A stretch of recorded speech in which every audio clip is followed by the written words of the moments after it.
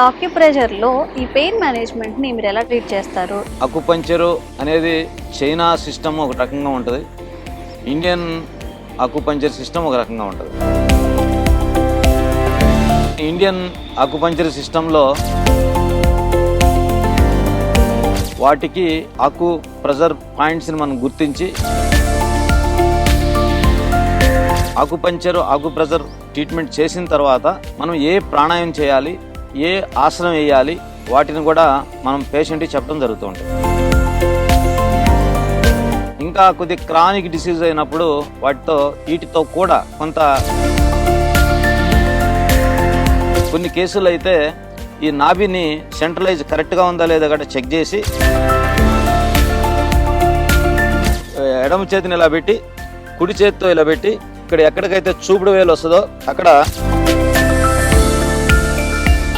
అందరికీ నమస్కారం. Welcome to IT media. మీరు ఇంట్లో ఉండి కూడా ఆక్యుప్రెషర్ పాయింట్స్ ద్వారా ఈ పెయిన్స్ని కొంచెం అయినా తగ్గించుకునే అవకాశం ఉందా? ఈ విషయం గురించి మాట్లాడదాము. నమస్తే అండి. నమస్తే.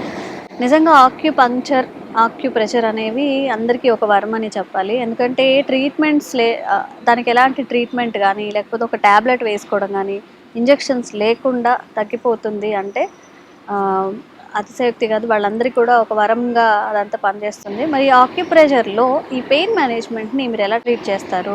యాజ్ ఎ యోగా థెరపిస్ట్‌గా మీరు ఏమేమి సజెషన్స్ ఇస్తారు? మామూలుగా అకుపంచరు అనేది చైనా సిస్టమ్ ఒక రకంగా ఉంటుంది. ఇండియన్ అకుపంచర్ సిస్టమ్ ఒక రకంగా ఉంటుంది.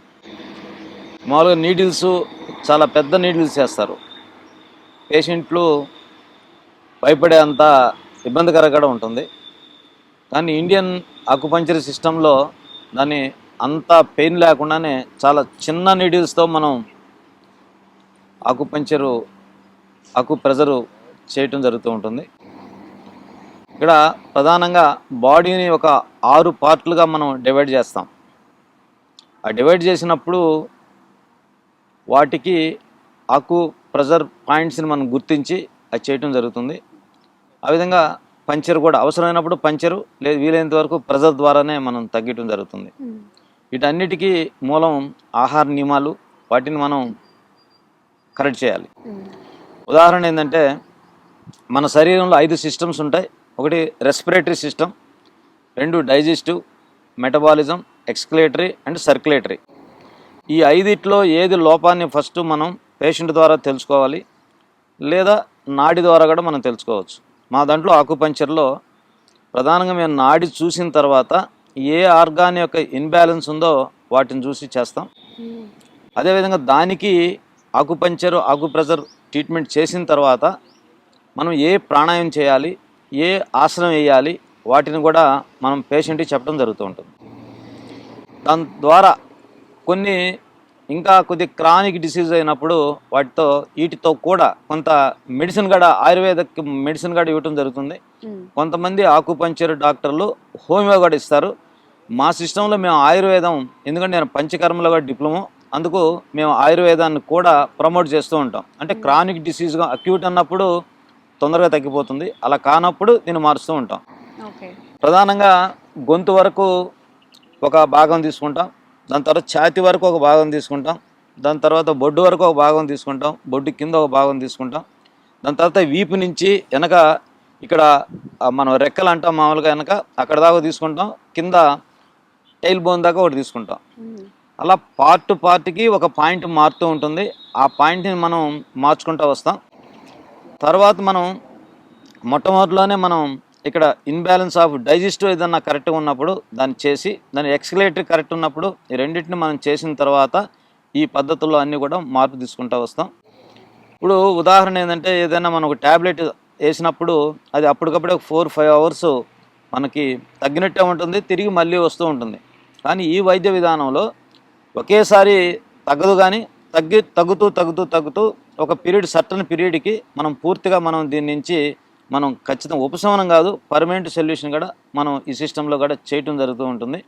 ఏ క్రానిక్ డిసీజ్ సంబంధించి కూడా ఒక సర్టన్ టైం తీసుకొని దాంట్లో మనం పూర్తి చేస్తూ ఉంటాం. ఇప్పుడు ఉదాహరణ ఎక్కువగా ఈ ఛాతిలో ఇక్కడ నొప్పి రావటం, బ్యాక్ నొప్పి రావటం జరుగుతూ ఉంటుంది. వాళ్ళకి ఏం చేస్తామంటే ఫస్ట్ మనం ఇక్కడ ఈ ప్రాణశక్తి ఎక్కడికి ఫ్లో అవుతుందో ముందు మనం గమనిస్తాం.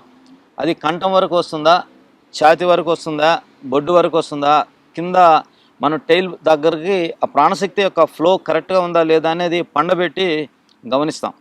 కొన్ని కేసులు అయితే ఈ నాభిని సెంట్రలైజ్ కరెక్ట్గా ఉందా లేదా కూడా చెక్ చేసి, ఆ చెక్ చేసిన తర్వాత పేషెంట్కి మనం ట్రీట్మెంట్ చేయడం జరుగుతుంది. ఆ విధంగా మనం పర్మనెంట్గా వాళ్ళకి అది జబ్బులకి పేరొద్దు, అంటే అది ఏ నొప్పి అయినా ఏ జబ్బు అయినా వాటికి పరిష్కారం దీన్ని ఇలా కనుక్కొని దాన్ని మనం ఐడెంటిఫై చేసి చేయటం జరుగుతూ ఉంటుంది. దానికి మీకు ఒక చిన్న పాయింట్ నేను చూపిస్తాను. ఈ ఛాతీ దగ్గర నుంచి బ్యాక్ సైడ్ ఉన్నప్పుడు మేము ఎడమ చేతిని ఇలా పెట్టి కుడి చేతితో ఇలా పెట్టి ఇక్కడ ఎక్కడికైతే చూపుడు వేలు వస్తుందో అక్కడ ఈ ఎముక అంటే బొట్టన వేలు సైడ్ ఉండే ఎముకని ఐడెంటిఫై చేసి ఆ పాయింట్ని ఇక్కడ ప్రెజర్ చేస్తూ ఉంటాం. ఇలా ప్రెజర్ చేసినప్పుడు ఈ ఛాతీ దగ్గర నుంచి వెనక వైపు ఉన్న ఫ్రంట్గా బ్యాక్ సైడ్ ఉన్న ఆ పెయిన్ని మనం ఇలా ప్రెజర్ ఇస్తూ ఉంటాం. ప్రెజర్ ఇచ్చినప్పుడు అక్కడ తగ్గుతూ ఉంటుంది, ఎందుకంటే దీనికి అక్కడ కనెక్షన్ ఉంటుంది. అదేవిధంగా యోగాలో వచ్చి వాయుముద్రని ఇలా పట్టిస్తాం. ఈ వాయుముద్ర పట్టించి దాంట్లో తగ్గుతూ ఉంటుంది. తగ్గకపోయినప్పుడు దాన్ని మళ్ళీ అపాన వాయుముద్ర అంటే వాయుముద్ర ప్లస్ 2 అపాన ముద్ర 2 కలిసినప్పుడు అపాన వాయుముద్ర లేదా హృదయ ముద్ర అంటాం. ఇలా పట్టుకున్నప్పుడు ఈ ఛాతీలోంచి కానీ బ్యాక్ ఉన్న గ్యాస్ అంతా రిలీజ్ అయ్యి ఆ పెయిన్ మీకు ఒక 15 నిమిషాలు మీరు అలా పట్టుకోవటం వల్ల ఆ పెయిన్ పూర్తిగా రిలీజ్ అవుతూ ఉంటుంది. దీన్ని ఎలా ఉంటుందంటే ఒక హార్ట్ సంబంధించిన నొప్పిలాగా మీరు బిహేవ్ అవుతారు. అంటే అలా మనం భయం వేస్తుంది, అంతా పెయిన్ ఇదంతా ఇక్కడ వస్తుంది, బ్యాక్ కూడా వస్తుంది.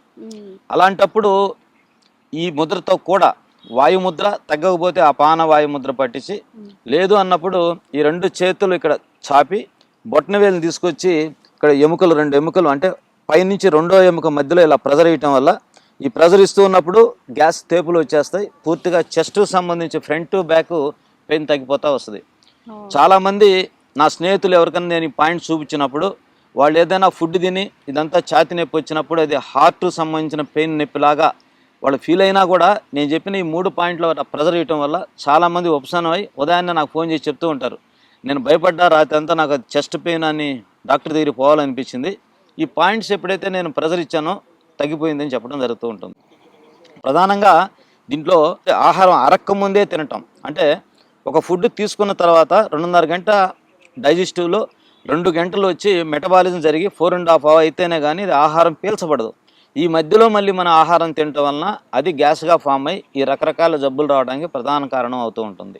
కేవలం గ్యాస్ట్రిక్ సమస్యలు లేదంటే చిన్న చిన్న పెయిన్స్ మాత్రమే కాదు, అగస్త్య ట్రెడిషనల్ క్యూర్లో విజయరెడ్డి సార్ త్రూ అన్ని పెయిన్స్ అంటే పెయిన్ మేనేజ్మెంట్ అంతా బాడీలో ఎక్కడ పెయిన్ ఉన్నా కానీ అది ఎంత సివియర్ క్రానిక్ అయినా కానీ ఇక్కడ ట్రీట్మెంట్ చేయబడుతుంది. సో ఎవరైనా సరే బాగా బాడీ పెయిన్స్తో బాధపడుతున్నా దాని నుంచి బయటికి రావాలి అనుకుంటున్నా కానీ తప్పకుండా స్క్రీన్ మీద ఉన్న నంబర్స్కి కాల్ చేసి లేదా ఇక్కడికి విజిట్ చేసైనా మీరు ఆ పెయిన్ నుంచి బయటపడే అవకాశం 100% ఉంటుంది. Thank you so much. And for more videos, Please subscribe to iDream.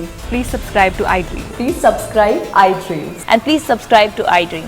For more videos, subscribe to iDream. please like, share and subscribe to the channel. Congratulations, iDream. Subscribe to iDream. Subscribe to iDream. So subscribe to iDream Media. iDream ki iDream team andarki huge congratulations. Please subscribe iDream Media. Please subscribe to iDream. Subscribe iDream. Please subscribe to iDream. iDream అంటే నా కళల channel subscribe చేసుకున్న నోరు తిరుగుతలేదు, మీరైతే గంట గుర్తు కొట్టండి. For more such videos, please subscribe to iDream.